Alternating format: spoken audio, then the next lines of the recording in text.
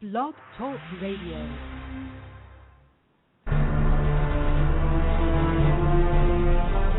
There is a mystery lurking the forested areas of the world. Many have seen something, but what is it? Are they seeing known animals? They claim they walk upright, like a human. There are so many eyewitnesses. Can they all be wrong? Is someone just playing a trick on people? Or is it possible a large bipedal being could exist in the forests of the world? You have a decision to make. Do you believe it exists? These are the topics we discuss on Sasquatch Watch Radio.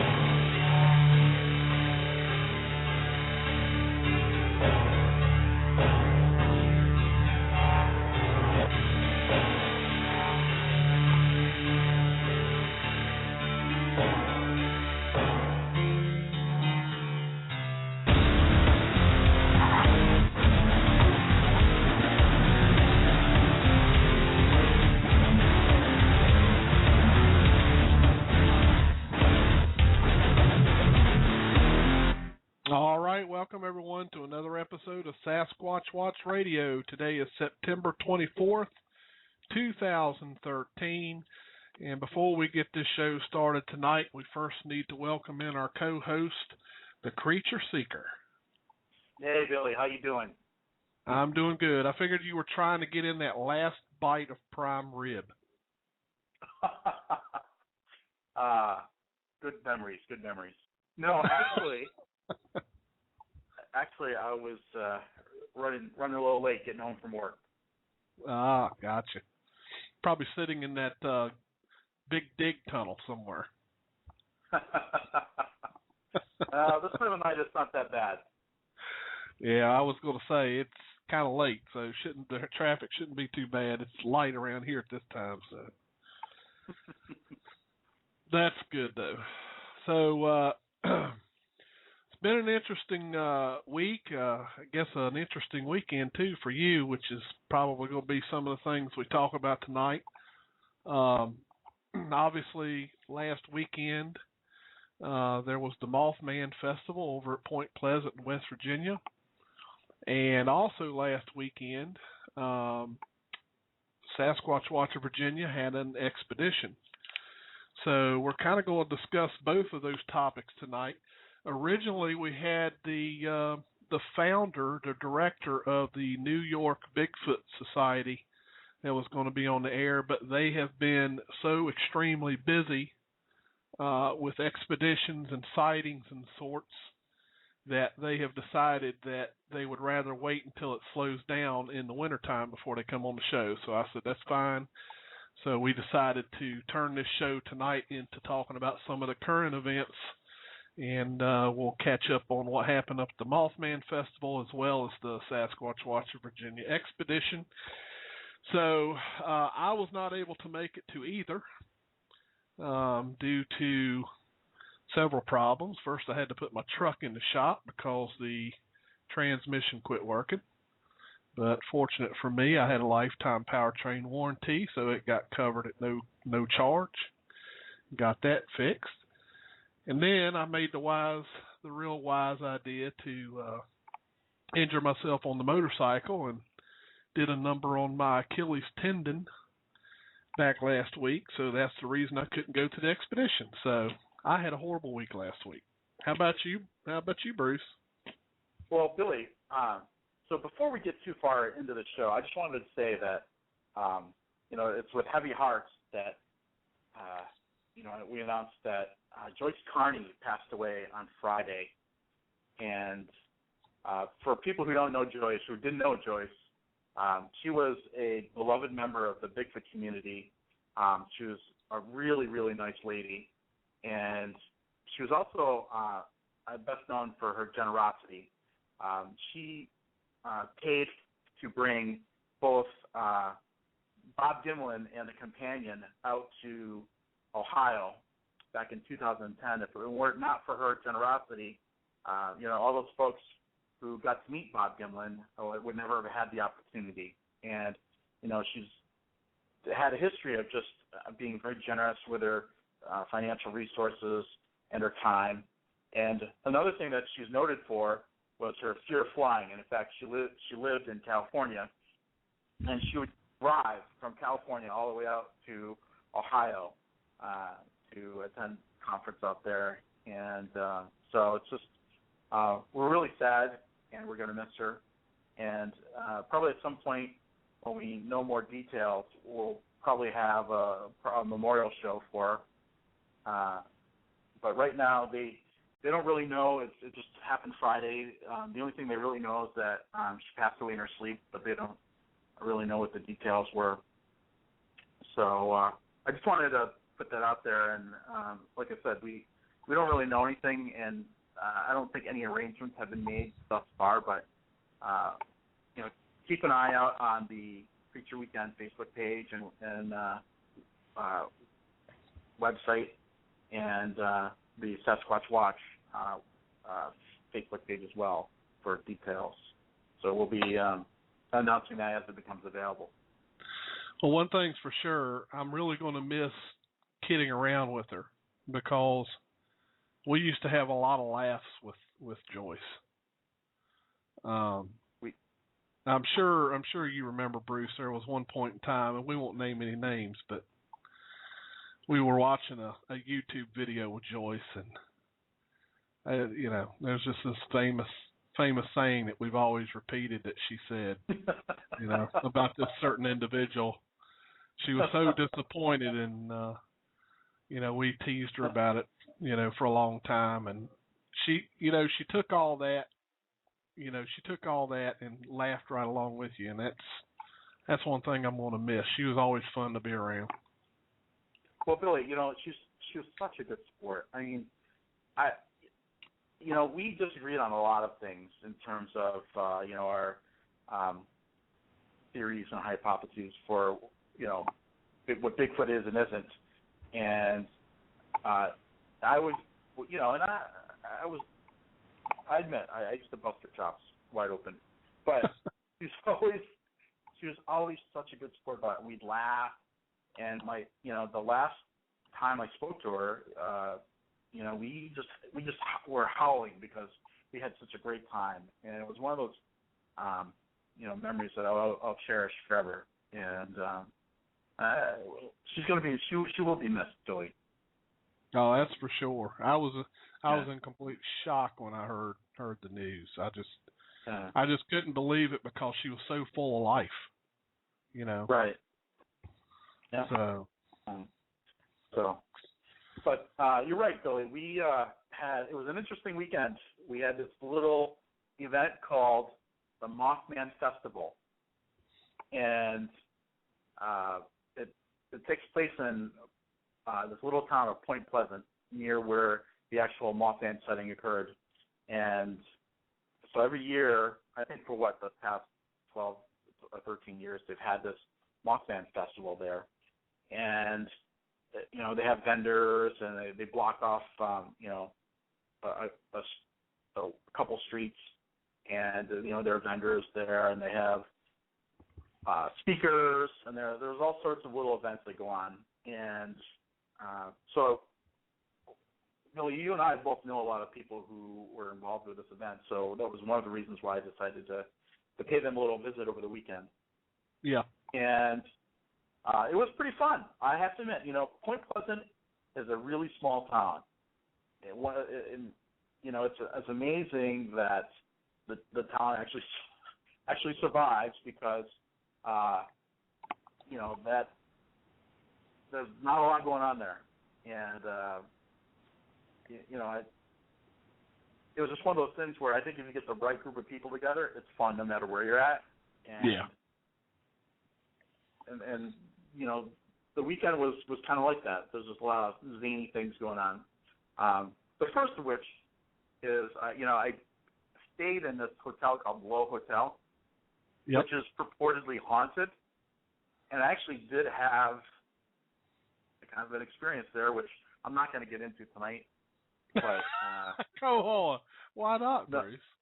Because Billy, I'm a skeptic about these things, and I'm still trying to understand, or still trying to think it through, what other possibilities that there could be for what I saw. So you're going to just leave everybody hanging. Everybody knows that you had an experience in the Lowe's Inn, and you're going to keep it to yourself, and everybody's going to be wondering what it was. Well, Billy, like I said, I'm not even sure about all the details of it. But it's one of those things that it makes you keep an open mind. And you heard it from me, the skeptic. So there's definitely something weird that went on over there, while I stayed there.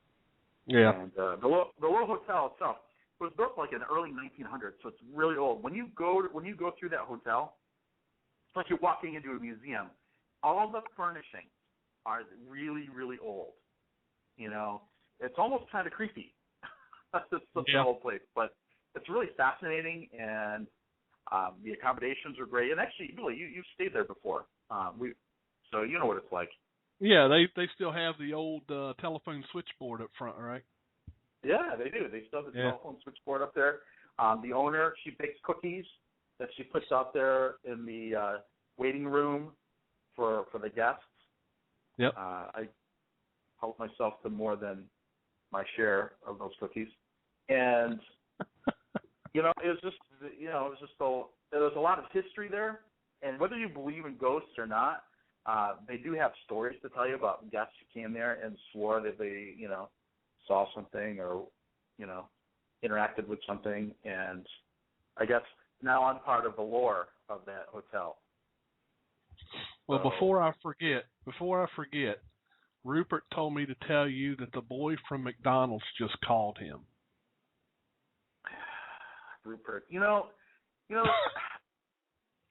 first of all, Dave Rupert and his family were there, and they weren't.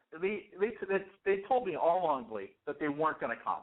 Oh no, we're gonna go see these Walking Dead actors at Comic-Con out in Ohio somewhere. Well, all right, great. And that's one of the reasons why I went, because I knew they weren't going to come. But then the last minute, Billy, the last minute, they show up, and of course, Dave Rupert, being who he is, had to ruin the event with his presence. And so the whole weekend, he just was just grating on my nerves the whole weekend.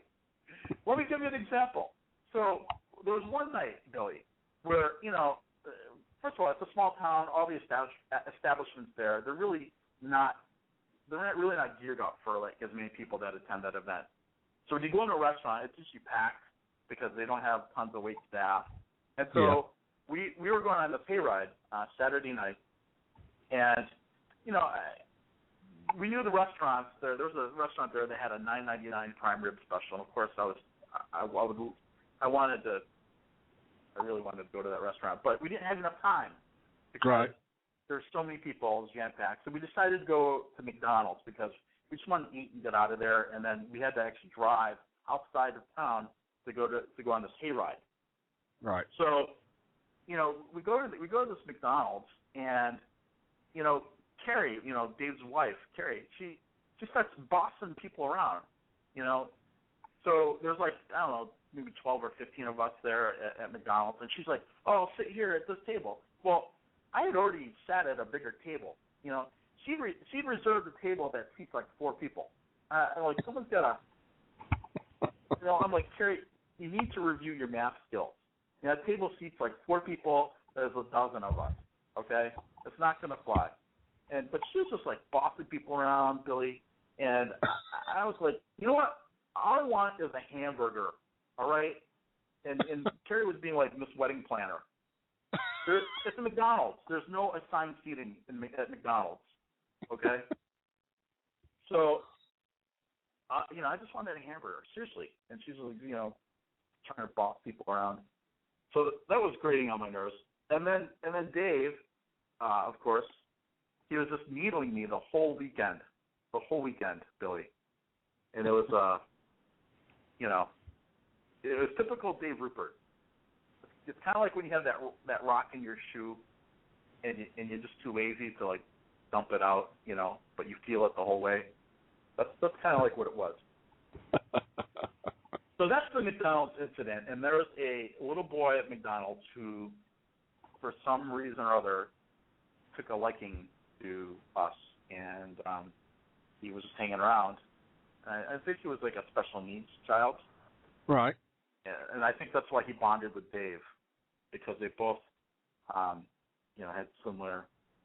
They were both at the same level mentally, and and of course Carrie had to stir the water and muddy up the water, and so she gave out like my contact information to the kids. So I don't know why she did that, but I think that's what Dave is referring to when he's talking about the McDonald's boy. But anyone.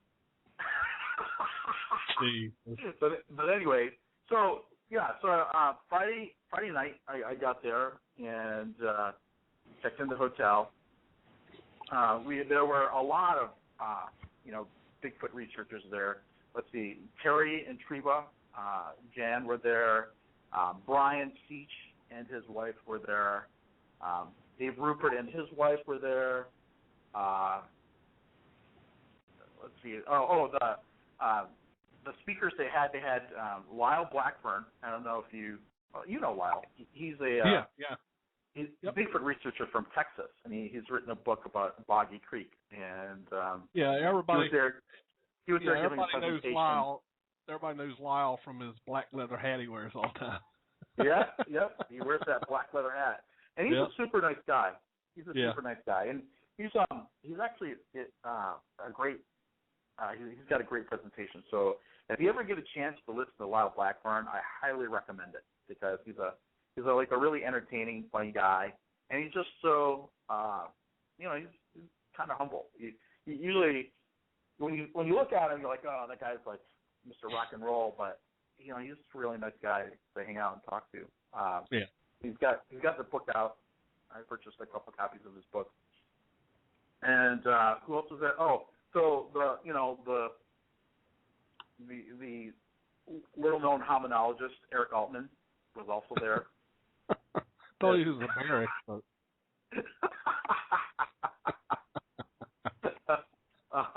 who else was there? Oh, Stan Gordon. Stan Gordon was there. Yep, Stan. Yep. And he had a table there. He was one of the vendors. And of course, Fred Saluga was there. And I actually sat in on part of Fred Saluga's presentation, and Fred was still talking about his interdimensional Bigfoot. Yeah. And I will tell you, Billy, that there was he did solicit questions, so I did stand up and ask him, about where the evidence was that supported his conclusion that Bigfoot travels interdimensionally. And of course, there was as you can imagine, there was a scene in the auditorium between Fred and I as we went back and forth. And, of course, he didn't answer any of my questions. He was just, being a punk, basically. But that presentation will live in infamy, apparently, because a lot of people thought it was entertaining. They came up to me afterwards. And they said, "Oh, that was pretty funny." I said, "Well, that's only like the fifth time Fred and I have had this same darn conversation." You know what I mean? Yeah. That was a lot of fun. We did as I mentioned, we did the hayride. Now the hayride is what it basically what it is. It's a hayride. have a hay wagon, and they tow it, via a tractor along this trail. And, I don't know if you know these, but John and Tim Frick, who are, known as the Men in Black because they have these really cool Men in Black costumes. Right. And they helped to set up this hayride. And you get on the wagon, and you're going down this trail, and then they have like the golf cart with a police siren, and they basically do the Men in Black routine. They're dressed up as Men in Black, and they're like, you can't go in there, this is off limits, and then they chase you in the golf cart for a little ways, and then as you go down the trail, they had some things that were new this year. Like they had some hazmat guys in hazmat uniforms standing by the side of the trail. They had, like flashing lights that light up, and they look like eyes blinking in the darkness. They had an actual Mothman, I don't know what you call it, Mothman dummy that they had suspended in the tree. And as the wagon came by, they launched the Mothman dummy across this line across the trail, and they had this the sound effect, this screeching sound effect. So if you weren't ready for it, you were startled. And that was pretty cool. And then they had an actual, as you're coming around the bend, they had a flying saucer lift off with smoke and everything. So, my hats off to them. It was a very entertaining ride. It was a lot of fun. And of course, we had the wagon I was on was just all of us, who attended. I think there was like 17 of us, and it was Dave Rupert and his family, the Seaches, Eric Altman. He was with some other researcher. There was just a bunch of us on the wagon, and of course, by the time we were done with that ride, I think they wanted to throw us out of the wagon head first. They were just. Well, Rupert claims that the wagon got stuck and he had to get out. Oh, really?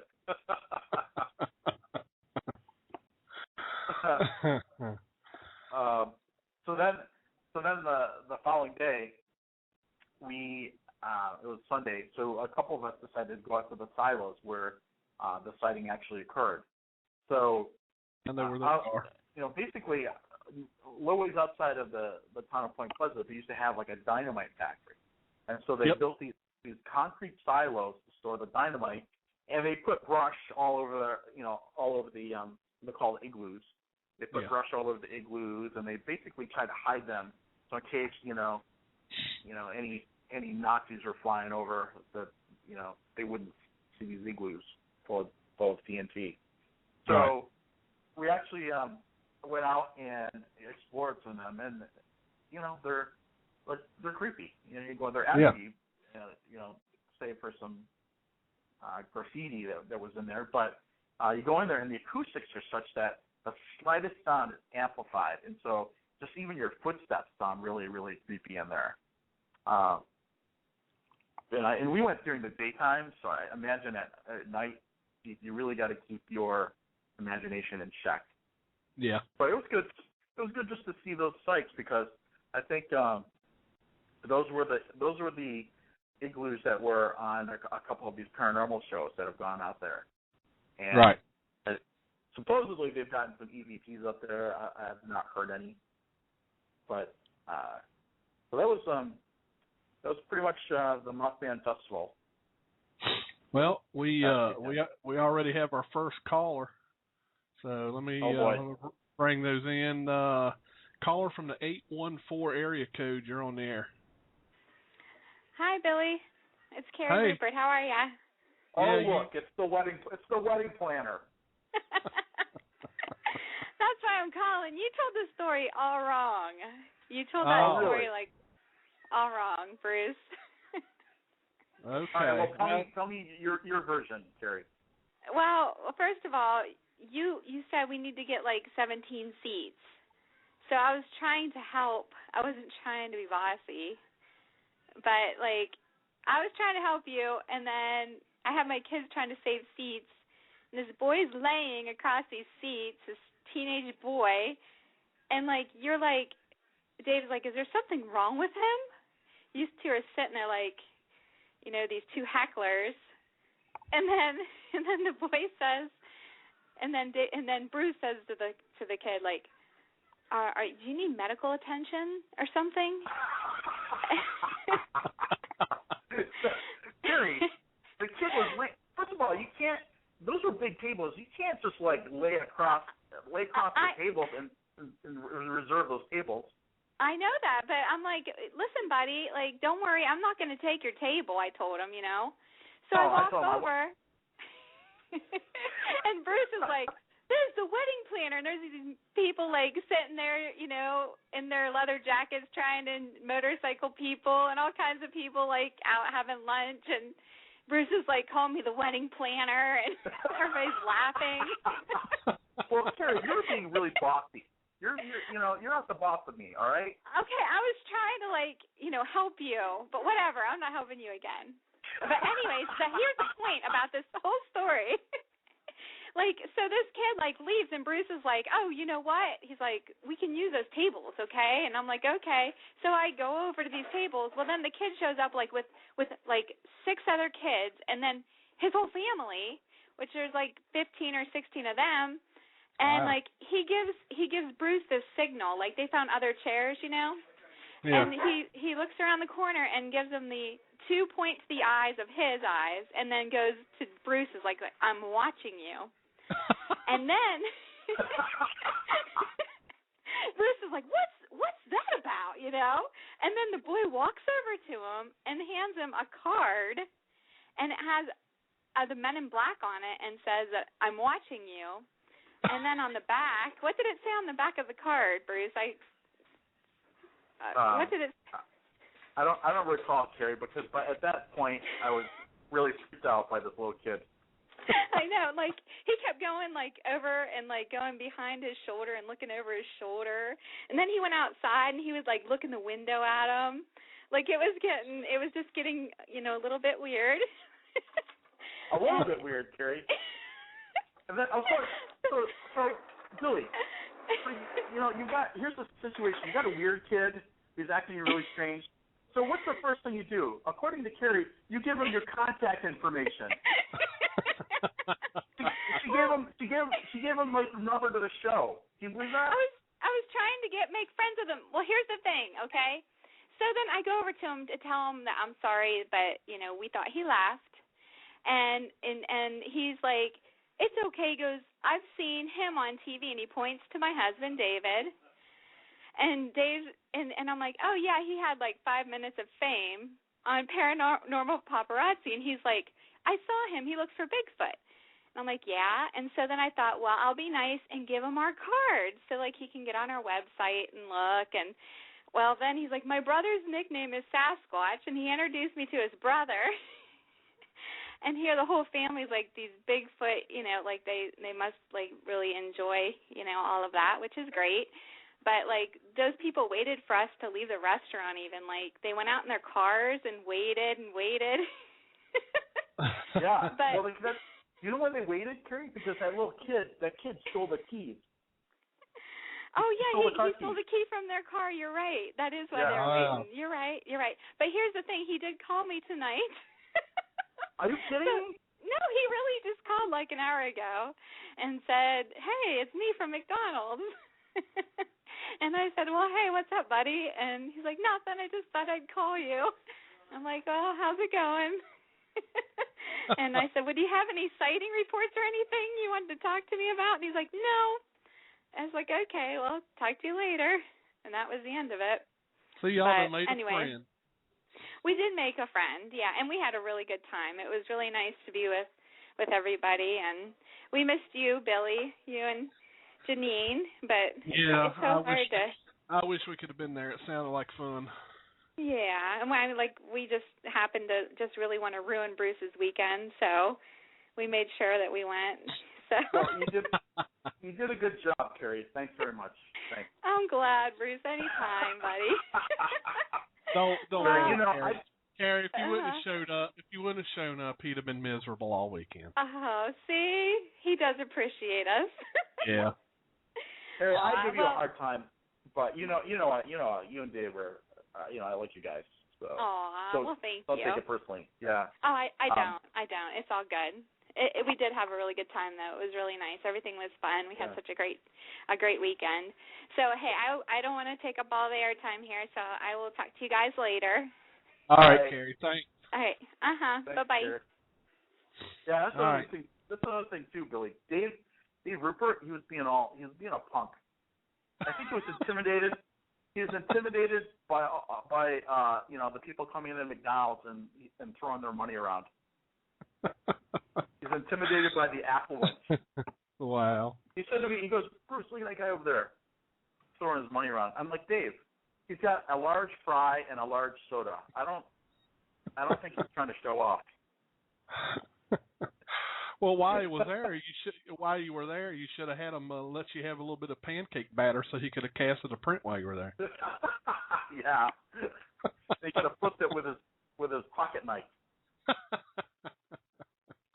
All right, we got another caller from the 724 area code. You're on the air. How you doing, guys? Hey, Brian. Hey, Brian. Hey, I have a message for Bruce. Where's the evidence, Harrington? Okay. Yeah. This is from Fred Saluga. He says he's starting a new research group called the Interdimensionals, and he wants Bruce to be his first member. Yeah, you can tell. You know where you can tell Fred to put that. Okay. Bruce can be the director. Hey, Bill, you should have saw. What's that? Go ahead. I was just going to say, I can't believe Fred was still spouting his interdimensional Bigfoot baloney out there. Point Pleasant. Well, you should have seen it, Billy.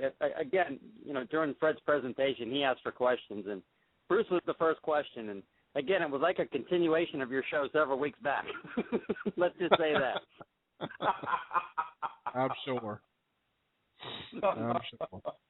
I can imagine. Hey, Billy, one thing that worries me a little bit about Bruce, man, it kind of like freaks us out. He carried this little black sack around him the whole time. Yeah. Oh, yeah. It was like his whoopee or something. He would not let it go. We didn't know what was there. Well, he's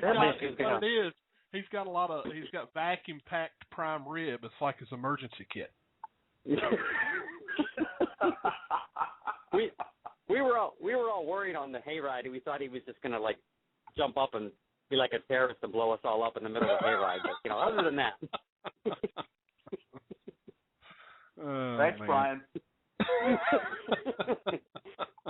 No, we had a great time, Bruce. Man, everyone came and with the Ruperts, glad they came and everybody. It was a great time, and it was a great time that we all got on the same hayride and everything. So that's cool. We forgot to tell him, Bruce, about the presenter on the hayride he was saying Mothman is better than Bigfoot, so we almost had to attack him and throw him off the hayride. So. Well, I clued him in that the whole wagon was full of Bigfoot researchers, and that's why he started to. He wanted to give you guys a hard time about it. Yeah, well, we know he actually knows Tim and John Frick. His name's Steve. He's a really good friend of the Frick, so he was just trying to get under our skin. I thought it was quite amusing. Yeah, he was pretty funny. He was a pretty funny guy. Well, Billy, for the record, there's one person who is glad that the Ruperts came. Who was that? That's Brian. Oh. Brian and Terry. Oh, okay. And Fred. Too. And Pop. Oh. We were all glad the Ruperts came. They made it. We're really glad. Yeah, even though they were a pain in the butts. Oh well, sounds like everybody had a great time. Yeah, you're gonna have to come. You're gonna have to come down next year, Billy. I think we're all gonna go back next year. I will. I'm gonna plan on doing that. So I'll definitely be there next year. I want to check that out. Well, listen, I'll let you guys go too, so other people can call in. And okay. Again, I'll get your membership application pushed through, Bruce, and we'll let you take care of all the New England states. Instead of using the fax machine or email, Brian, just put it through. Just put it through the portal to Boston. He'll get it. All right. Be ready, Bruce. You're going to get it in about 5 minutes. All right, guys. You have a great night, man. Good night, Brian. Thanks. Bye. Oh man. Brian was having the greatest time over the weekend, Billy. He was laughing his butt off when people were making fun of me. I'm sure. We all do. All right. Well, I promised one of the expedition participants that I'd give her a call at about the half point of the hour. So it's about 9:36. So everybody's going to hear a ringtone as I try to call and bring her in. So you can keep talking if you want while I'm dialing her. All right. She'll probably say hello. Do you think? Well, I guess it doesn't matter. I was just going to say,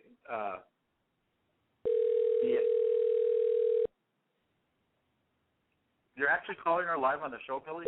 I'm calling her live. All right.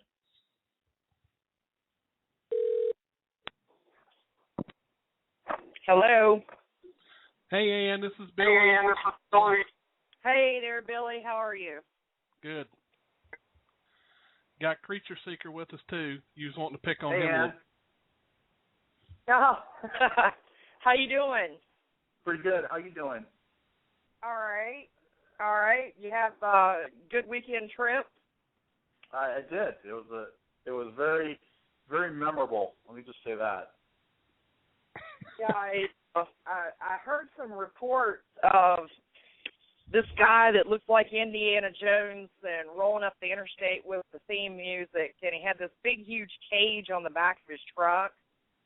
Had this bat-looking creature in it, and then somebody else said that following behind the truck there was this huge boulder. I don't know where that came from, but periodically this guy driving the truck would this bat-looking thing would get out of control, and this huge whip would come out and kind of crack it a few times to settle it down. So. I was like, yeah, it must have been you. You got the Mothman.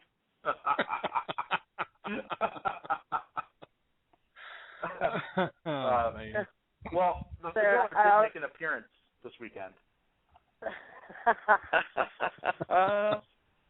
So yeah, we said it's not fair because you've got him up there in the laboratory with the Jersey Devil and Bigfoot. That's why we can't find Bigfoot. So keep them all to yourself. That's about right. So we brought Ann in here. Ann's one of the co-directors, Sasquatch Watch of Virginia, because I was supposed to be there as well, but due to injuries and other things, I wasn't able to make it. But my understanding, Ann, is you guys had a few folks turn out, even though it was a rainy weekend. Yeah, it actually turned out well. We had Brandon and Adam and Doug there, who are also co-directors. And then one of our newest members, John, he came all the way up from Southern Virginia. And I guess 2 honorary members would be my husband and my son. So we had a pretty good turnout, actually, and had a pretty good time, even though we had to fight the weather and the clouds the entire time. We were up, pretty good in elevation, so we got socked in with the clouds Friday night. But we managed to get through it okay. That's good. So any evidence or anything found on the expedition this time around? This time we did find a hair specimen, but we suspect that it's probably black bear. Mm-hmm. I'll be analyzing that later on this week, just to get a definitive answer on that. Okay. So get that. Actually, Adam is the one who found that, one of our other co-directors. And So, other than that, there, with the rain and everything else going on, really not any other tangible evidence. It didn't have too much going on until late Saturday evening when we started getting some activity. And then about 3 o'clock Sunday morning, things started to ramp up a little bit. Had some really strange things going on. So what led up to that? I mean, was there something that occurred that indicated that something was going on? Well, we were actually, of course, Brandon and I, we tend to, we have these spidey senses. I guess you could call it that.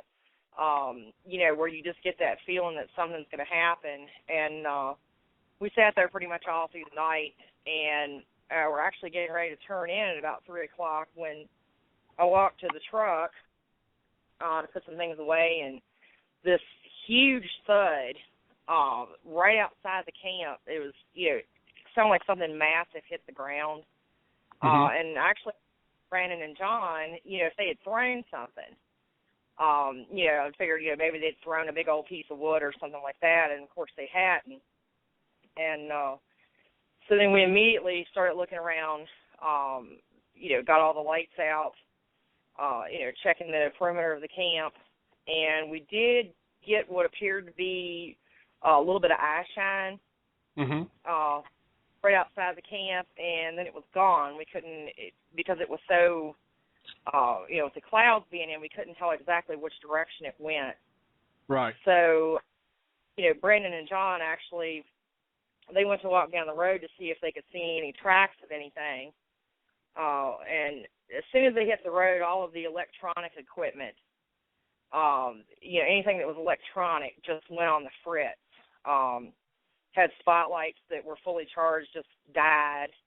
The radio started doing strange things and wouldn't work correctly. And then as soon as they come back up into the camp, everything was fine. Like there was no problem with them. Walked on down again, and they called up on the radio and asked us if we were coming down the road with flashlights. And, Of course, we weren't. The rest of us were still in camp. And then they asked again if there was a car coming down, or a vehicle coming down the road. Right. It was headlights. No, nothing like that. It was, quiet. Right. So, anyway, when they got back to camp, Brandon was telling us that he heard these clicking noises from like two different individuals, and he said it actually sounded like the Predator on the movie Predator. Right. And he had heard those, which was really unusual because we've never heard anything like that when we've been out. Right. So, then after that, it pretty much calmed down. It quieted down. We stayed up till about 5:30 Sunday morning, just waiting and listening and everything, and that was pretty much it. Wow. So you had a little bit of I guess a hair raising event. Yeah, Billy. It was it was actually pretty cool, because to be there the whole time and nothing really going on. So that was a thumbs up. Right. When Brandon gets, Brandon has the spidey sense, but when he gets, the tingling, that's when he starts to make out with his wife in a public place. Oh.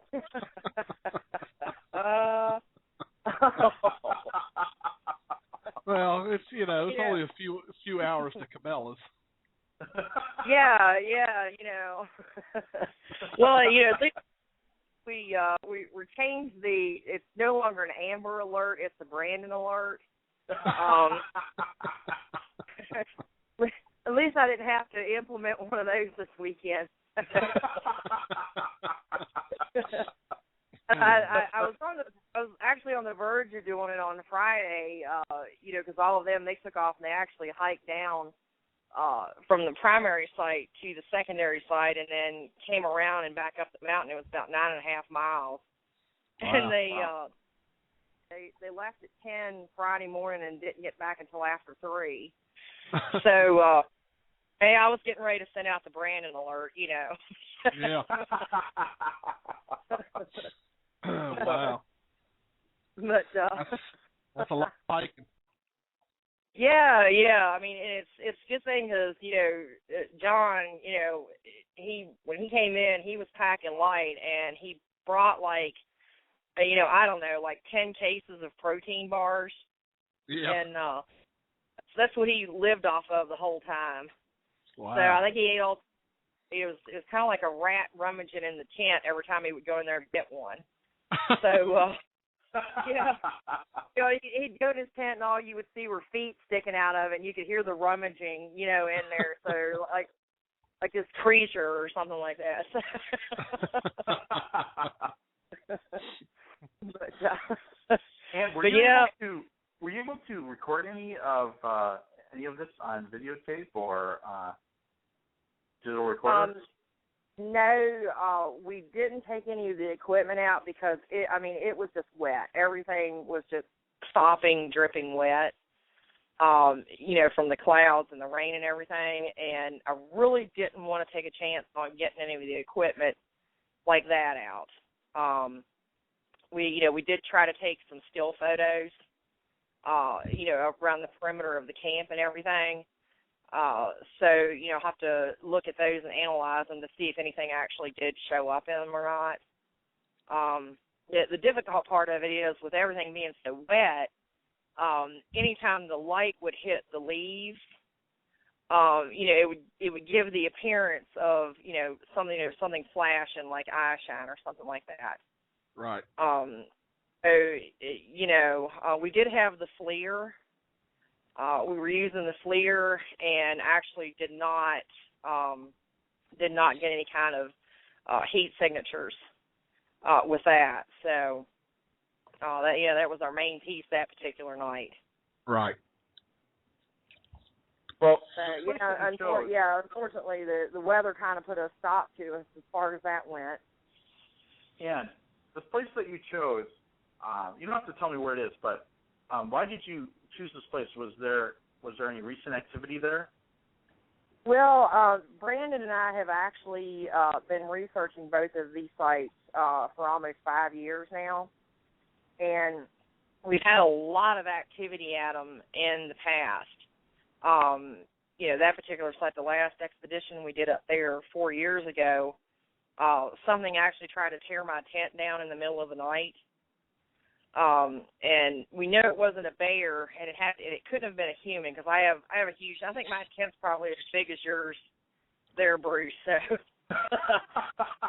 you know, I don't have the inflatable furniture or the widescreen satellite TV or anything, but you know how that goes. But no, I actually had something come down. I was actually sitting up writing in the journal that night, and it came down from the top. And it came down so hard on the tent that it almost hit the top of my head while I was actually sitting on the floor of the tent, and it broke the guy wires, and pulled the tent stakes and everything up. It almost collapsed the whole thing. Wow. And, of course, I yelled at it with a few choice words that really made me mad. It was the first time I'd used that tent, so... Yeah, I was a little aggravated, and whatever it was took off down through the woods, and it sounded like an elephant when it went down through there. And the next morning when we got out there to look and see it, there was stuff broken and mangled all down through the woods in the direction that it went. Brandon and his wife have also charged up there several times by something really huge.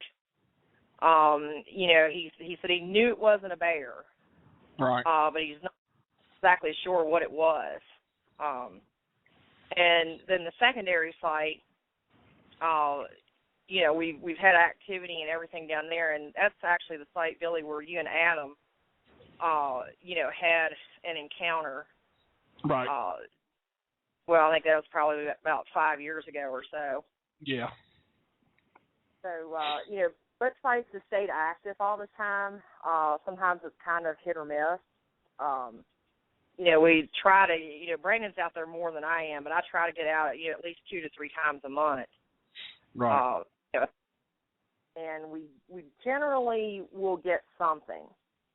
Not always, but, some type of vocalization or, wood knock. Sometimes we'll just get unusual animal sounds that, you can't quite put your finger on what it is. Right. So we've kind of stuck with those 2 sites pretty much through the years because, they've yielded some pretty good activity. Now, Ann, when you said that something was messing with your tent, were you able to get out and look for, footprints or, any signs that the animal was bipedal or quadrupedal? No, unfortunately, that particular year, it was so dry up there. There were no footprints or anything, and we went down through the, woods through the backside of the camp to see if we could get hair or anything like that, and we never did find anything. It was really odd. I'm convinced it wasn't a bear because generally you'll hear a bear when it's, kind of messing around a tent or something like that. And if it would have been a bear that came down on top of it, it probably would have actually fallen onto the tent and would have splashed the tent with its claws. But, there was no damage like that. So, all I know is it was something big. I can't say with 100% certainty what it was. So, it's just an experience. You know what I'm saying? Yeah. Yeah. But, it was interesting. Well, as a matter of fact, that same night, Brandon was actually staying at a separate site a little north of me with his wife and her parents, and they were in a pop-up camper. And they actually had something a few hours later down around them that was really big, and I think his mother-in-law said that she saw something that looked like it was really tall, kind of like a silhouette, through the window of the camper. And, of course, all night long that night they had things being thrown at it, hitting the sides of it and everything, like things like acorns or little pebbles and stuff like that. So that all happened in the same night the last time. Wow. Yeah, plus I think I'm not going to give away the area as far as the road name or anything, but I do know that there have been past road crossings that have been reported on one of the major roads that's not far from that area. That's correct. Yeah, there have been numerous sightings, and we actually got a recording a few years ago at another site that's generally it's right in the general area, and we got a recording of howls, and the entire event lasted about 7 minutes, and I managed to get about the last 2.5 minutes of it recorded that particular night.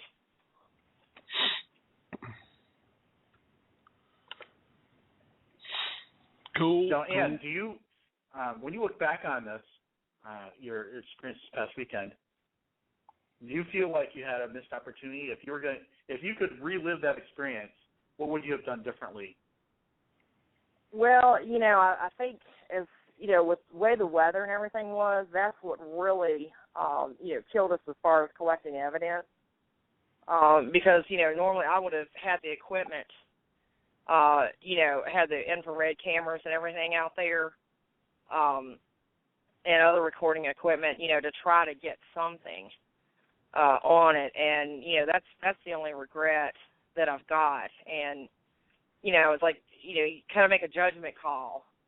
Of course, at the time it was happening, the equipment was packed up because of the rain and everything. So, it would have been a mad dash to, pull it out and, risk it getting wet and damaged. as far as that goes. But yeah, I mean, it's regretful. But at the same time, it's just one of those things. Well, yeah, I mean, there was a lot of pre-planning done. I mean, the date was set for a good few months before, right. You went out there. So, and you just never know what the weather's going to do. So you make a decision, either you go ahead with it or you don't. And, again, right. I think y'all, I think you still enjoyed being out there. And at least you did have some type of experience, although it can't be fully explained. But sure. it's always sure. good. Well, it's a good opportunity, too, especially when we've got a new member, that's only been on board for a little while, and he's still learning, and, he took every opportunity to learn everything that he could over the weekend. So, you have to look at it like that. It's like, well, we didn't get the hardcore, proof, but at the same time, it's a learning experience for somebody on top of it. Well, one thing's for sure, he learned a little camping experience in the rain. Exactly. Yeah, we drew quite a bit of attention with the Taj Mahal that we put up with a roll of polyplastic and ropes and cordage. So. Oh, you had Bruce's tent there? Yeah. Oh, yeah. It's real funny. This thing was not anything near. It just couldn't have been anywhere close to Bruce's tent. I mean, this thing was only probably about 50 or 60 feet long and about 20-some feet wide, and Bruce's tent, it's like pulling up and you see Ringling Brothers is set up. Yeah, well, it's probably at least short of the elevator shaft and escalator. Right, yeah, I mean, we're kind of up there, didn't quite have that luxury, And you've never seen my tent, have you? Oh, yes, I have. Oh, yes. And the inflatable furniture and, the widescreen TV with the satellite. All right. We don't need to get into the details. Yeah. Well, I think, Bruce, weren't you there in that expedition where the tornadoes and everything coming through? Yeah, I was there. Yep. You remember that? Good Lord, the wind coming through there, and there was a tornado that touched down like just miles away from the location we were at. Yeah, and in fact, one of the researchers, Billy, they actually had to purchase a new tent. Yeah. Because the tornado wrecked their tent. Yeah. I didn't know if mine was going to hold up. I was worried. Yeah, some of these tents ain't designed for that kind of wind. No, that was pretty scary, actually. The Taj Mahal didn't go nowhere though. It was just, It was pretty, yeah. It was like, concrete bunker or something. But I have to say, Billy, during that tornado, the reception on my TV wasn't that good. Oh. Yeah, I know the satellite lost reception quite a few times. I think,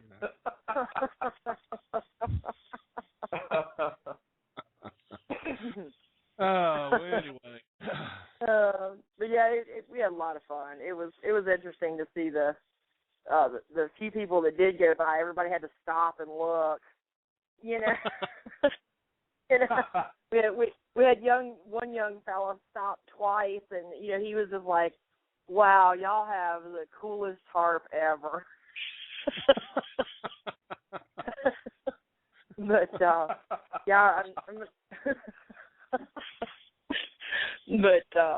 that was pretty neat. Well, I'm glad everybody had a great time, and we'll have when's to. When's the next one, Ann? But what was that, Bruce? When's the next outing? The next expedition? We're actually contemplating doing a winter expedition sometime in December. So I'm leaving that one up to Brandon. To pick which. We've got a few locations in mind that we've done in the past that would work out pretty good. So I'm going to let him make that decision. So, hopefully before we'll start maybe getting some dates out there and nailing it down a little bit better. You're leaving that up to Brandon? Yeah, I know. It's a practice. I know. That depends on whether or not he gets lost between, now and then. So,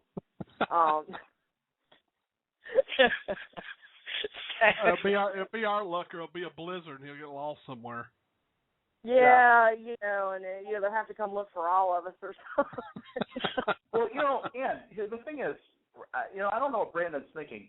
When there's a tornado or a hurricane, the majority of us think that we should be hunkering down, right? And rightly so. But Brandon, right. He says, you've got a hurricane coming? That's a great time to go on a road trip. And then he disappears for like 3 days. His in-laws are worried sick about him, and we have to launch a search and rescue party, and we find out he's just like camping in this truck in a ditch somewhere.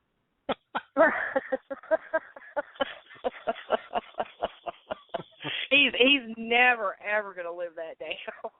Well, he should. You know how close I was to flying down there to join the search party? Yeah.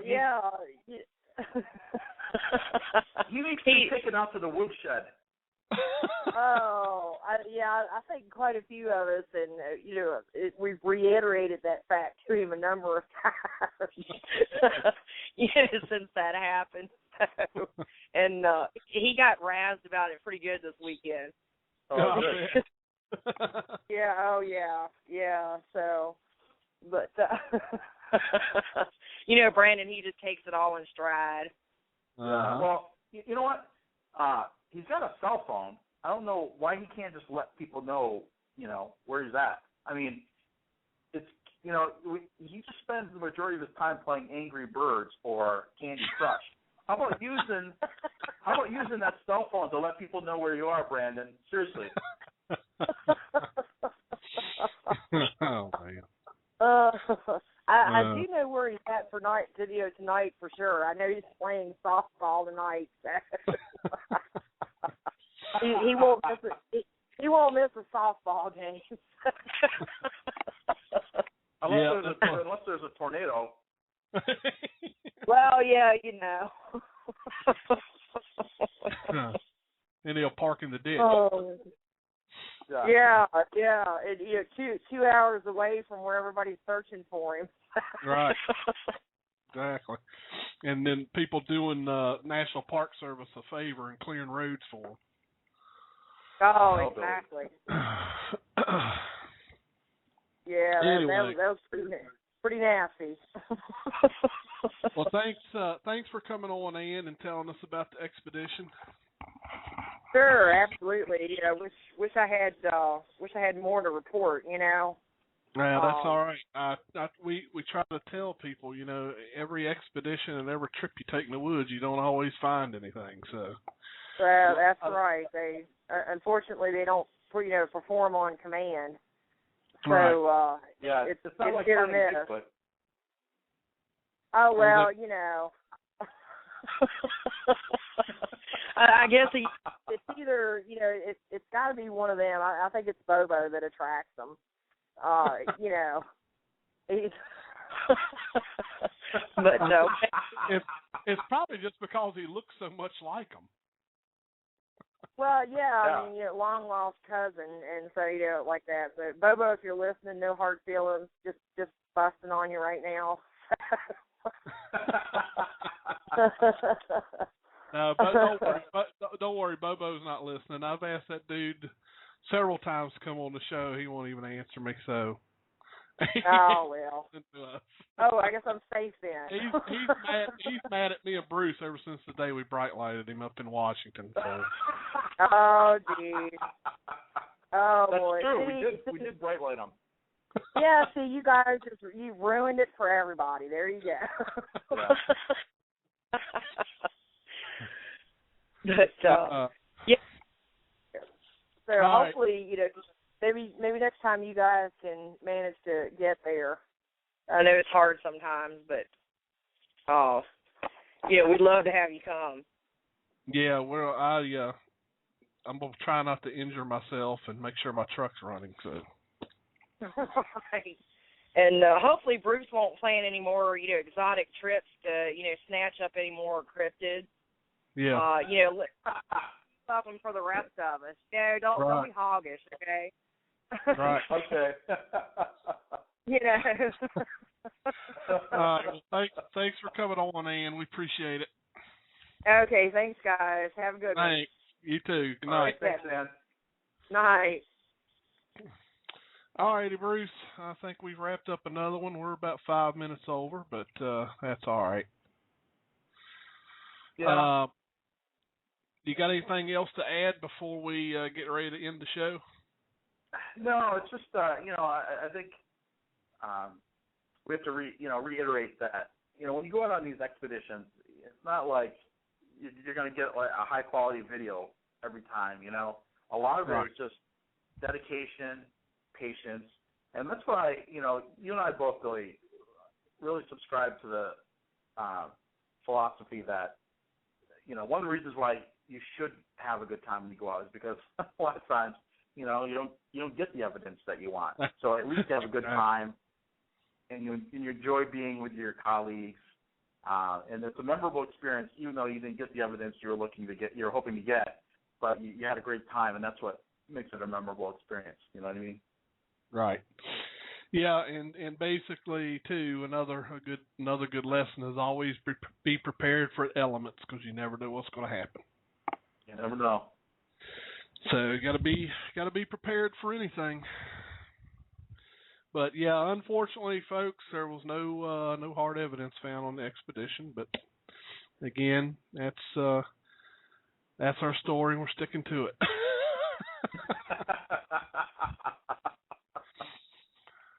All right. I will go ahead and put this out here. Next Tuesday night, 9 p.m., we're going to have a gentleman join us on the show by the name of Mike Woolley. Mike he's got a pretty interesting encounter story of an encounter he had back in 1981, and he just recently finished a movie called Skookum, The Hunt for Bigfoot. So Mike, as well as one of the movie producers, are going to join us next Tuesday night, 9 p.m. Eastern, here on Sasquatch Watch Radio. So we're looking forward to hearing about his experience and also hearing a little bit about the movie. So should be fun. Sounds like a good time, Billy. Yep. So join us next Tuesday night, and everybody, thanks for listening to the show. Thank you for everyone in the chat room that keep us laughing, and especially with the prime rib jokes and the steak jokes and stuff. That's pretty good stuff. I don't know. Billy, I think the prime rib jokes have run their course. It was funny because a couple people came in and said, "Hi, Billy. Hi, Bruce," and then a few minutes later they'd be, "Oh, I don't see Bruce. He must still be eating steak."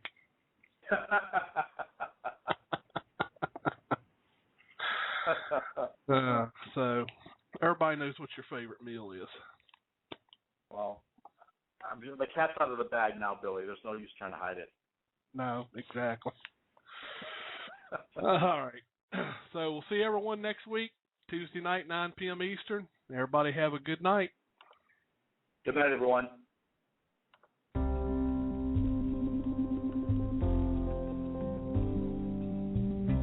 Thank you for joining us on another episode of Sasquatch Watch Radio. Remember to join us again next Tuesday night at 9 p.m. Eastern.